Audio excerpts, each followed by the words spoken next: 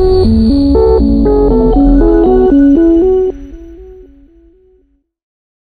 hello, welcome to my channel Stephen's Interactive English. Last వీడియోలో మనము resume ఆ CV అనేటువంటి దాన్ని మనం చూసాం. ఇప్పుడు మనము ఈరోజు బయోడేటా చూద్దాం. సో రెజ్యూమ్ ఎలా రాయాలనేది క్లియర్గా ఎక్స్ప్లెయిన్ చేసా. సేమ్ రెజ్యూమ్ ఆర్ సివి మీరు ఆ వీడియో చూసినట్లయితే ఇది చాలా ఈజీ. అది చూడకుండా ఇది చూస్తే కొంచెం కన్ఫ్యూజ్ అయ్యే అవకాశం ఉంటుంది. కాబట్టి ఫస్ట్ ఆ వీడియో చూసిన తర్వాత ఇది చూడండి. అది చూడడం వల్ల ఈజీగా అర్థమైపోతుంది. ఓకేనా?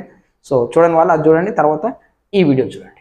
ఓకే, చూద్దాం. నా బయోడేటా రెజ్యూమ్ అర్థమైతే ఇది అర్థమవుతుంది, రెజ్యూమ్ చూస్తే ఇది అర్థమైపోతుంది. ఓకేనా? చూడండి బయోడేటాలో మనము రెజ్యూమ్లోనేమో అడిషనల్ ఇన్ఫర్మేషన్ లాస్ట్కి ఉంది కదా, అడిషనల్ ఇన్ఫర్మేషన్ ఫస్ట్ వచ్చేస్తుంది, అంతే మిగిలినవన్నీ కూడా యాజ్ ఇట్ ఈస్. ఓకే, చూడండి నేమ్ మనము పి రాము పేరు మీద రాస్తున్నా. సేమ్ డిమార్ట్కి సంబంధించిందనే రెజ్యూమ్ ప్రిపేర్ చేసినాం, ఇప్పుడు బయోడేటా ప్రిపేర్ చేస్తాం దీని మీదనే సేమ్. సో నేమ్ పి రాము, ఫాదర్ నేమ్ ఇదంతా అడిషనల్ ఇన్ఫర్మేషన్లో ఉన్నది తీసుకొచ్చి ముందు రాసిన, అందుకే నేను ముందు ఆ వీడియో చూడమని చెప్పాను. Father name Ramesh, date of birth 1/1/2002, age 23, address. So address already మన స్టార్టింగ్లో ఉంది కాబట్టి రామ్నగర్ హైదరాబాద్, ఇంకేమైనా డీటెయిల్స్ రాస్తే రాయొచ్చు. ఓకేనా? నెక్స్ట్ ఎడ్యుకేషనల్ క్వాలిఫికేషన్, ఇందులో ఆబ్జెక్టివ్ ఉండదు. ఓకేనా? Direct educational qualifications. చూడండి ఎడ్యుకేషనల్ క్వాలిఫికేషన్స్లో qualification, institution name, year of pass and percentage. So educational qualifications ఏం చెప్పాను నేను రెజ్యూమ్లో, రివర్స్ క్రోనాలజికల్ ఆర్డర్లో రాయమని చెప్పిన. అంటే ఇక్కడ సేమ్ యాజ్ ఇట్ ఈస్, ఇక నువ్వు ఎక్కడ మార్చాల్సిన అవసరం లేదు. ఒక అడిషనల్ ఇన్ఫర్మేషన్ తీసుకొచ్చి ముందు రాస్తే సరిపోతుంది, ఆబ్జెక్టివ్ తీసేయాలి అంతే యాజ్ ఇట్ ఈస్. ఇక్కడ నుండి ఎడ్యుకేషనల్ క్వాలిఫికేషన్ నుంచి మనకి స్ట్రెంత్స్ వరకు సేమ్. ఓకే, చూడండి qualification, institution name, year of pass, percentage, SSC, inter, degree. So govt high school, Geetanjali junior college, SLNS degree college. Years ఏం చెప్పినా నేను అందులో రివర్స్ క్రోనాలజికల్ ఆర్డర్లో ఉండాలి కాబట్టి ఇక్కడ ఇయర్ కూడా మన డేట్ ఆఫ్ బర్త్ ఎంత ఫిక్స్ అయినాం, 2002లో ఫిక్స్ అయ్యాం కాబట్టి 15 years యాడ్ చేస్తే ఎంత అవుతుందమ్మా, 2017 అవుతుంది. సో 2017లో 10th అయిపోయింది.